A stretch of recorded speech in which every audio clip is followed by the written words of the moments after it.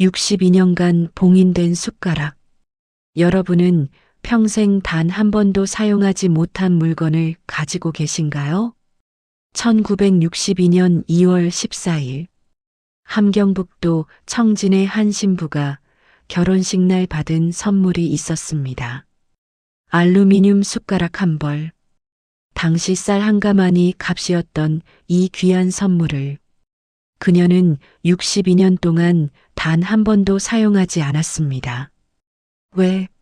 아니, 정확히 말하면 사용할 수 없었습니다. 오늘 이야기는 한 여인이 평생 지킨 작은 약속에 관한 기록입니다. 그 약속은 세상이 무너져도, 배가 고파도, 죽음이 눈앞에 다가와도 결코 포기할 수 없는 것이었습니다.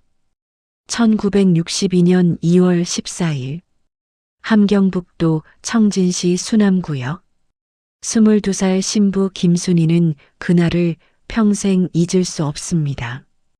당시 북한은 전쟁의 상처를 딛고 일어서던 시기였습니다. 배급은 정상적으로 나왔고 사람들은 미래를 꿈꿀 수 있었습니다.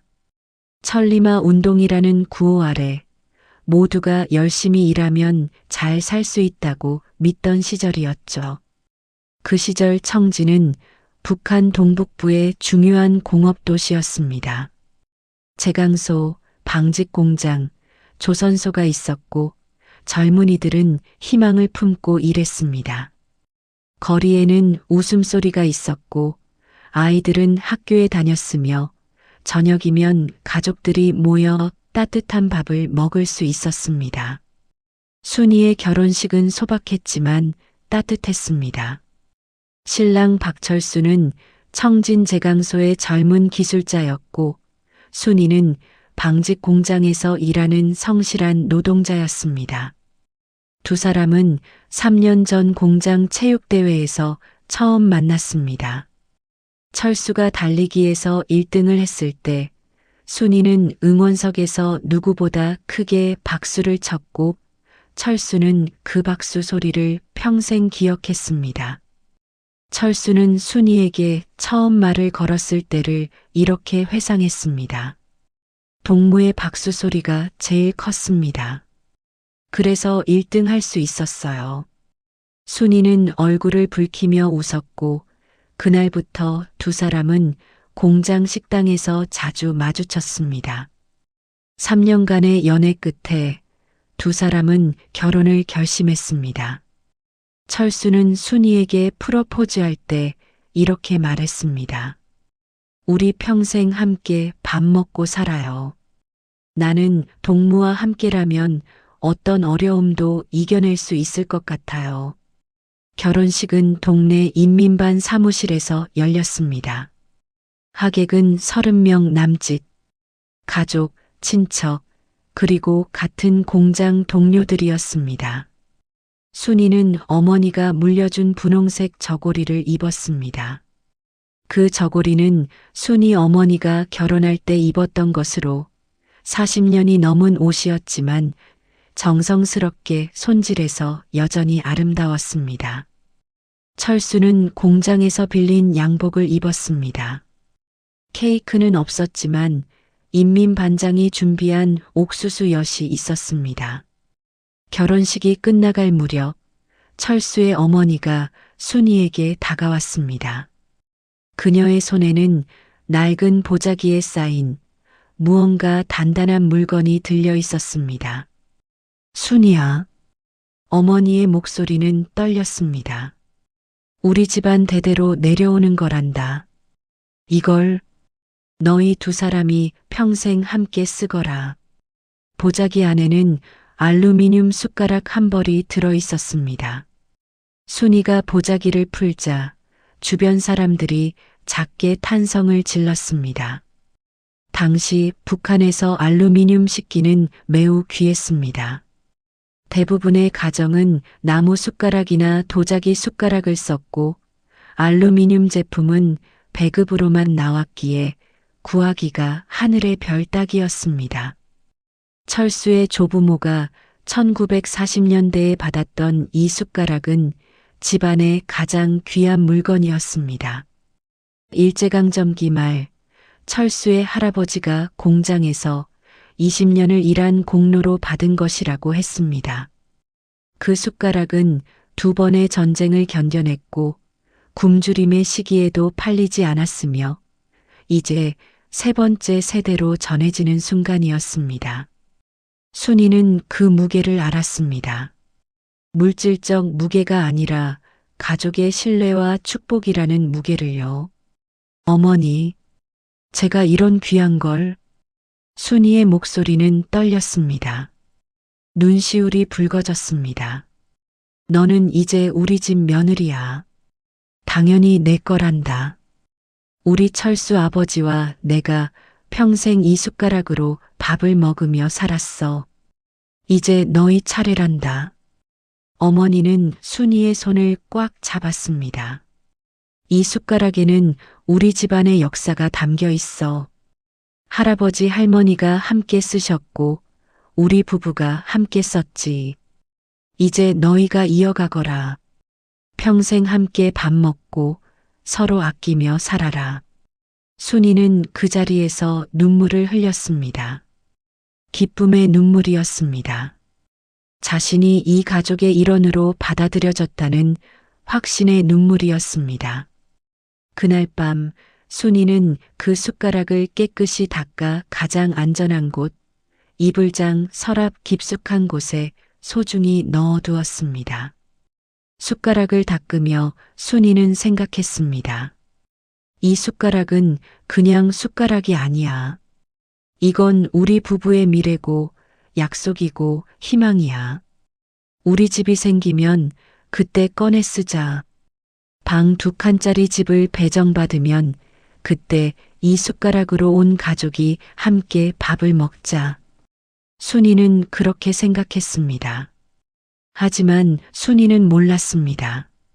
자신이 이 숟가락을 평생 사용하지 못할 것이라는 사실을요.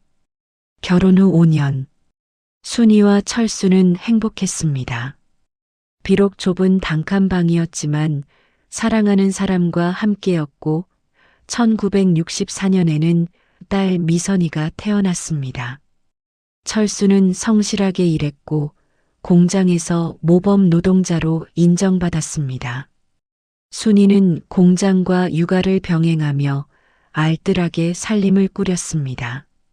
매달 배급이 나올 때마다 순이는 조금씩 저축했습니다.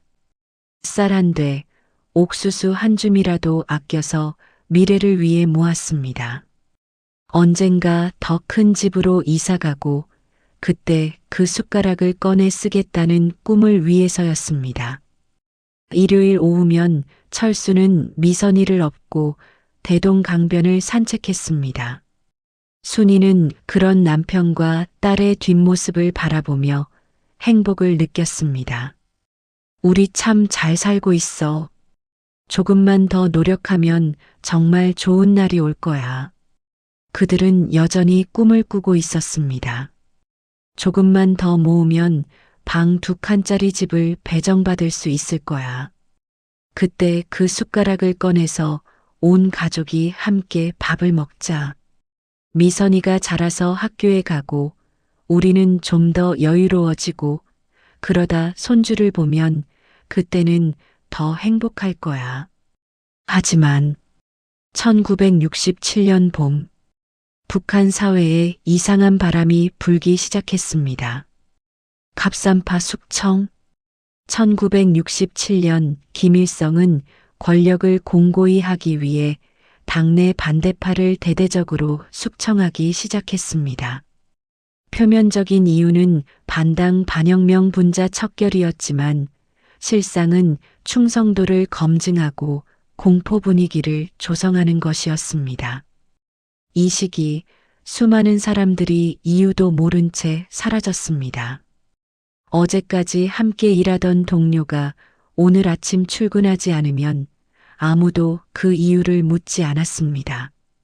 묻는 것 자체가 위험했으니까요. 공포가 사회 전체를 감쌌습니다.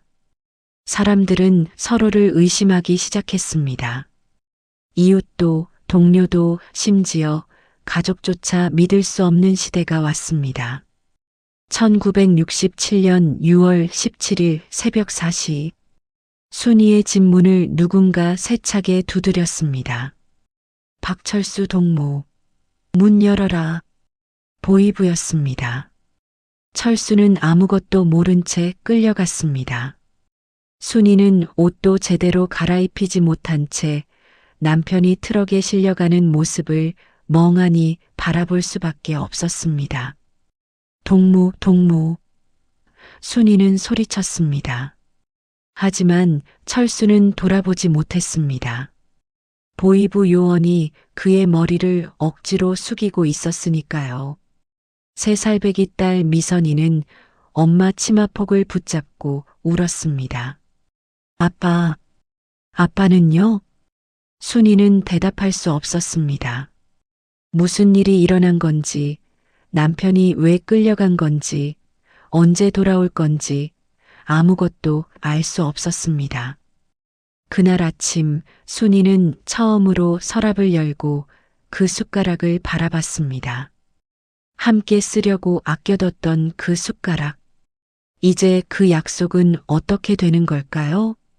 철수가 끌려간 지 사흘 후 순이는 인민반장으로부터 통보를 받았습니다. 박철수는 반동분자로 지목되었소. 당신은 내일부터 공장에 나오지 마시오. 무슨 말씀이십니까? 우리 동무가 무슨 잘못을? 더 이상 묻지 마시오. 이것은 당의 결정이오. 이유는 알려주지 않았습니다. 재판도 없었습니다. 변명의 기회도 없었습니다. 철수가 무슨 죄를 지었는지, 무슨 말을 했는지, 누구를 만났는지 아무것도 알려주지 않았습니다. 순이는 하루아침에 반동분자의 처가 되었습니다. 북한에서 반동분자의 가족이 된다는 것은 사회적 사형 선고나 다름없었습니다. 공장에서 쫓겨난 순이는 배급도 끊겼습니다. 이웃들은 순이를 피하기 시작했습니다. 어제까지 웃으며 인사하던 사람들이 오늘은 고개를 돌렸습니다. 친하게 지내던 동료들도 순이를 보면 급하게 자리를 떴습니다. 순이가 장마당에 가면 사람들은 수군거렸습니다. 저 사람 반동분자처래. 저런 사람하고 말도 섞지 마. 우리까지 의심받으면 어떡해. 연좌제. 한 사람의 죄가 가족 전체의 죄가 되는 무서운 시스템. 순이는 딸과 단둘이 남겨졌습니다. 먹을 것이 없었습니다. 일거리를 구할 수도 없었습니다. 반동분자의 처를 고용하는 곳은 없었으니까요. 순이는 할 수 없이 장마당에 나갔습니다. 시어머니에게 받았던 그 귀한 숟가락. 아니, 다른 물건들을 하나씩 팔기 시작했습니다. 먼저 이불을 팔았습니다. 결혼할 때 순이 어머니가 만들어준 이불이었습니다. 이어서 옷을 팔았습니다. 철수의 양복도 순이의 치마 저고리도 하나씩 장마당으로 나갔습니다. 결혼식 때 입었던 분홍색 저고리도 팔았습니다. 하나씩 물건이 사라질 때마다 순이의 마음도 조금씩 무너졌습니다. 하지만 어쩔 수 없었습니다. 딸을 먹여 살려야 했으니까요. 하지만 딱 하나. 그 알루미늄 숟가락만은 팔 수 없었습니다. 미안해요, 어머니. 다른 건 다 팔아도 이것만은 지켜야 해요. 순이는 매일 밤 서랍을 열고 그 숟가락을 바라보며 울었습니다. 이 숟가락은 단순한 식기가 아니었습니다. 순이에게 이것은 정상적인 가정의 상징이었고 인간다운 삶의 증거였으며 언젠가 남편이 돌아올 것이라는 희망의 증표였습니다. 철수 동무가 돌아오면 이 숟가락으로 함께 밥을 먹어야 해. 그때까지는 절대 팔 수 없어. 이걸 파는 순간 나는 동물을 완전히 포기하는 거야. 그럴 수는 없어. 절대로. 남편이 끌려간 지 3년이 지났습니다. 순이는 여전히 철수의 소식을 몰랐습니다. 살아있는지 죽었는지조차 알 수 없었습니다. 하지만 순이는 포기하지 않았습니다. 딸 미선이를 키워야 했으니까요. 순이는 남들이 꺼리는 일은 뭐든 했습니다. 새벽 4시에 일어나 석탄을 나르는 일, 한겨울에 얼어붙은 강에서 모래를 퍼 나르는 일, 다른 집 변소를 치우는 일. 손이 터지고 피가 났지만 순이는 멈추지 않았습니다. 등이 굽고 무릎이 망가져도 순이는 일했습니다. 어느 날 같은 노동판에서 일하던 아주머니가 순이에게 물었습니다. 순이야, 너 그렇게까지 해서 뭐 하려고 그러니? 그냥 재우네. 아직 젊잖아. 순이는 고개를 저었습니다. 아니요. 나는 아직 철수 동무처예요. 그 사람 돌아올 것 같아? 반동분자로 끌려간 사람 중에 돌아온 사람 봤어? 현실을 봐. 딸애라도 생각해서 새 삶을 시작해. 하지만 순이는 듣지 않았습니다. 그녀에게는 아직 희망이 있었습니다. 서랍 속 그 숟가락이 있었으니까요. 그러면서도 순이는 매일 밤 서랍을 열고 그 숟가락을 확인했습니다. 아직 여기 있네. 아직 팔지 않았어. 조금만 더 버텨보자. 동무, 당신 꼭 살아서 돌아와요. 우리 약속했잖아요. 이 숟가락으로 함께 밥 먹기로. 미선이가 8살이 되던 해 겨울. 1975년이었습니다. 그해 겨울은 유난히 추웠고 배급은 거의 나오지 않았습니다. 집에 먹을 것이 아무것도 없었습니다. 옥수수 한 톨, 감자 한 개도 없었습니다. 미선이는 엄마 배고파요라고 말하다가 어느 순간부터 그 말도 하지 않게 되었습니다. 그저 엄마를 바라보며 눈물만 흘렸습니다. 순이의 가슴이 찢어졌습니다. 어머니로서 할 수 있는 게 아무것도 없었습니다. 순이는 결심했습니다. 이제 팔아야 해. 딸이 먼저야. 숟가락보다 살아있는 딸이 먼저야. 떨리는 손으로 서랍을 열었습니다. 8년 만에 처음으로 그 숟가락을 꺼내려 했습니다. 숟가락을 손에 쥐는 순간 순이는 흐느꼈습니다. 동무, 미안해요. 나 이제 이걸 팔아야 해요. 미선이가 그 순간 엄마 뒤에서 미선이의 목소리가 들렸습니다. 엄마, 그거 할머니가 주신 거잖아요. 미선아, 아빠가 돌아오면 같이 쓰려고 아껴둔 거잖아요. 8살 아이의 목소리는 떨리고 있었습니다. 엄마, 그거 팔지 마요. 저는 괜찮아요. 조금만 더 참을게요. 순이는 그 자리에서 주저앉아 울었습니다. 8살짜리 딸이 엄마를 위로하고 있었습니다.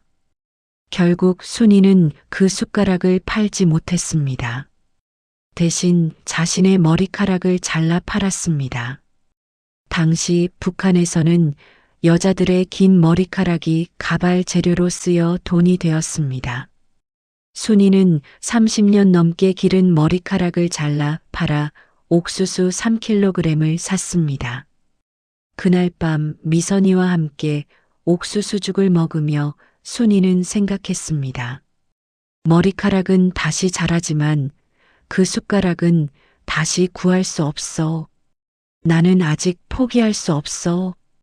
1980년대 북한 사회는 점점 더 경직되어 갔습니다.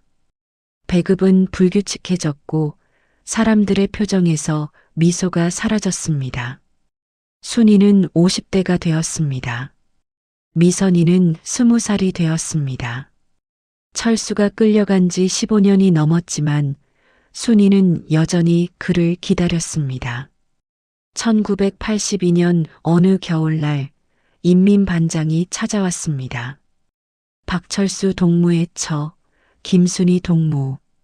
순이의 심장이 멈추는 것 같았습니다. 15년 만에 듣는 남편 이름이었습니다. 박철수는 1968년 12월 개조 과정에서 사망했소.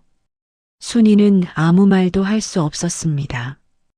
유골은 집단 매장되었으니 찾을 수 없소. 이제 그만 정리하시오. 더 이상 그 사람을 기다리지 마시오. 인민반장이 사라지고 나서야 순이는 바닥에 주저앉았습니다. 15년을 기다렸는데 돌아온 건 차가운 통보 한마디 뿐이었습니다. 남편이 어떻게 죽었는지, 어디에 묻혔는지, 마지막 말은 무엇이었는지 아무것도 알 수 없었습니다. 그날 밤 순이는 서랍을 열었습니다. 20년이 지났지만 여전히 빛나는 그 알루미늄 숟가락. 동무. 순이는 숟가락을 가슴에 안았습니다. 우리 결국 함께 못 쓰는구려. 순이는 알았습니다. 이제 이 숟가락은 영원히 서랍 속에 있어야 한다는 것을. 사용할 사람이 없으니까요. 함께 밥을 먹을 사람이 없으니까요. 그날 이후 순이는 그 숟가락을 더욱 조심스럽게 다뤘습니다. 이제 이것은 남편과의 유일한 연결고리였으니까요. 무덤도 없고 사진도 없고 유품도 없었습니다. 오직 이 숟가락만이 그들의 결혼을, 그들의 사랑을, 그들의 약속을 증명하고 있었습니다. 1990년대 중반, 고난의 행군이 시작되었습니다. 배급은 완전히 중단되었고 사람들은 나무 껍질, 풀뿌리를 먹으며 연명했습니다. 거리에는 굶어 죽은 사람들이 쓰러져 있었고 아이들은 영양실조로 배만 볼록 나온 채 거리를 헤맸습니다. 순이의 가족도 예외는 아니었습니다. 미선이는 결혼해 아이를 낳았지만 그 아이조차 제대로 먹일 수 없었습니다. 순이의 손주 5살 난 여자아이는 또래보다 훨씬 작았고 자주 아팠습니다. 순이는 60대가 되었지만 여전히 일을 해야 했습니다. 하지만 이제 몸이 말을 듣지 않았습니다. 무릎은 완전히 망가져 제대로 걷지도 못했고 허리는 굽어 펴지지 않았습니다. 그리고 여전히 그 숟가락은 서랍 깊숙한 곳에 있었습니다. 미선이가 어느 날 물었습니다. 엄마, 그 숟가락 좀 꺼냈으면 안 돼요? 우리 집 숟가락은 다 녹이 슬었잖아요. 손주한테라도 좋은 숟가락으로 밥 먹이고 싶어요. 안 돼. 순이의 대답은 단호했습니다. 왜요? 이제 아빠는 안 계시잖아요. 30년도 더 지났잖아요. 순이는 한참을 침묵하다 말했습니다. 이걸 쓰는 순간 나는 끝이란다. 무슨 말씀이세요? 이 숟가락은 내 아버지와의 마지막 연결고리야. 이걸 쓰면 정말로 모든 게 끝나는 거야. 내 아버지와의 약속도 우리 결혼도 모든 게 끝나. 엄마, 나는 아직 내 아버지 처야. 이 숟가락이 그걸 증명해 주는 거야. 미선이는 더 이상 묻지 않았습니다. 어머니의 눈빛에서 흔들리지 않는 신념을 봤으니까요.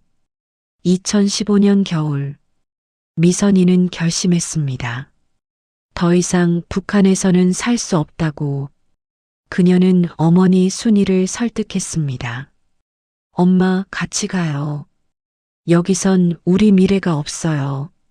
손주라도 생각해야죠. 순이는 75세였습니다. 떠날 힘이 남아있을지 확신할 수 없었습니다. 하지만 딸의 눈을 보니 거절할 수 없었습니다. 탈북은 목숨을 건 선택이었습니다. 잡히면 정치범 수용 소행이었고 실패하면 죽음이었습니다. 하지만 남아 있어도 희망이 없었습니다. 출발 전날 밤, 순이는 마지막으로 서랍을 열었습니다. 거기에는 여전히 그 숟가락이 있었습니다. 53년 전 결혼식 날 받은 그 숟가락. 53년 동안 단 한 번도 사용하지 않은 그 숟가락. 순이는 그것을 꺼내 가장 귀한 옷에 싸서 가방 깊숙한 곳에 넣었습니다. 다른 짐은 최소한으로 줄였지만 이 숟가락만은 반드시 가져가야 했습니다. 동무. 순이는 중얼거렸습니다. 나는 이제 떠나요. 당신이 묻힌 이 땅을 떠나요. 하지만 당신과의 약속은 여전히 여기 있어요. 이 숟가락 속에. 순이는 숟가락을 가슴에 안고 한참을 울었습니다. 53년 동안 지켜온 약속. 이제 그 약속과 함께 새로운 땅으로 가는 것이었습니다. 2024년 가을, 서울의 한 작은 아파트. 순이는 84세가 되었습니다. 한국에 온 지 9년. 자유로운 세상에서 살게 된 지 9년. 하지만 순이의 서랍 속에는 여전히 그 숟가락이 있었습니다. 미선이가 어느 날 물었습니다. 엄마, 이제 그 숟가락 좀 쓰세요. 한국에 왔잖아요. 자유로워졌잖아요. 더 이상 숨길 필요도 없어요. 순이는 고개를 저었습니다. 아니야. 왜요? 62년이나 지났잖아요. 내 아버지가 없는데 어떻게 혼자 이걸 쓰겠니? 엄마, 아버지는 돌아가셨어요. 40년도 더 전에. 나는 알아. 하지만 순이의 목소리는 떨렸습니다. 이 숟가락은 2개야. 하나는 내 아버지 거고 하나는 내 거지. 함께 쓰라고 만들어진 거야. 나 혼자 쓰면 내 아버지는 어떻게 하니? 내 아버지 몫은 누가 쓰고? 미선이는 아무 말도 할 수 없었습니다. 이 숟가락을 쓰는 순간 나는 모든 걸 포기하는 거야. 우리의 결혼을, 우리의 사랑을, 우리의 약속을. 나는 그럴 수 없어. 죽는 날까지. 순이는 서랍을 닫았습니다. 그리고 다시는 열지 않았습니다. 2024년 11월 23일. 순이는 조용히 눈을 감았습니다. 그녀의 손에는 헝겊에 쌓인 그 알루미늄 숟가락이 쥐어져 있었습니다. 장례를 치르며 미선이는 그 숟가락을 어떻게 해야 할지 고민했습니다. 묻어줄까? 박물관에 기증할까? 함께 화장할까? 하지만 결국 미선이는 그 숟가락을 어머니의 서랍 그대로 보관하기로 했습니다. 어머니가 평생 지킨 약속을 미선이도 지켜주고 싶었습니다. 62년. 순이는 이 숟가락을 단 한 번도 사용하지 않았습니다. 왜일까요? 그것은 단순히 아까워서가 아니었습니다. 팔 기회가 없어서도 아니었습니다. 이 숟가락은 순이에게 함께의 의미였습니다. 혼자 쓰는 숟가락이 아니라 사랑하는 사람과 함께 쓰는 숟가락. 그 함께가 사라진 순간 이 숟가락은 더 이상 쓸 수 없는 것이 되었습니다. 순이는 평생 가난했습니다. 자유롭지 못했습니다. 행복하지도 않았습니다. 남편은 억울하게 끌려가 죽었고 딸과 함께 반동분자 가족이라는 낙인을 안고 살았습니다. 하지만 그녀는 끝까지 지켰습니다. 사랑하는 사람과의 약속을. 함께하지 못한다면 혼자서도 하지 않겠다는 신념을. 세상은 순이에게서 모든 것을 빼앗아갔습니다. 남편을, 자유를, 행복을, 존엄을. 하지만 단 하나 순이의 마음속 약속만은 빼앗아가지 못했습니다. 그것이 그녀가 인간으로서 지킬 수 있는 마지막 존엄이었습니다. 여러분의 서랍 속에는 어떤 물건이 들어있나요? 그것은 단순한 물건인가요? 아니면 누군가와의 약속인가요? 우리는 살면서 수많은 물건을 소유합니다. 그중 대부분은 시간이 지나면 버려지거나 잊혀집니다. 하지만 어떤 물건들은 단순한 물건 이상의 의미를 갖습니다. 그것은 사랑의 증표이고 약속의 상징이며 삶의 의미입니다. 순이에게 그 숟가락은 단순한 알루미늄 조각이 아니었습니다. 그것은 남편과의 사랑이었고 정상적인 삶에 대한 희망이었으며 인간으로서의 존엄이었습니다. 북한의 기억은 거대한 역사가 아니라 이름 없이 살다 간 사람들의 작은 물건, 그 속에 담긴 큰 사랑을 기억합니다. 오늘도 이 이야기가 여러분 마음 한구석에 따뜻하게 남기를 바랍니다. 김순이, 1940년부터 2024년까지 그녀가 지킨 것은 숟가락이 아니라 사랑이었습니다.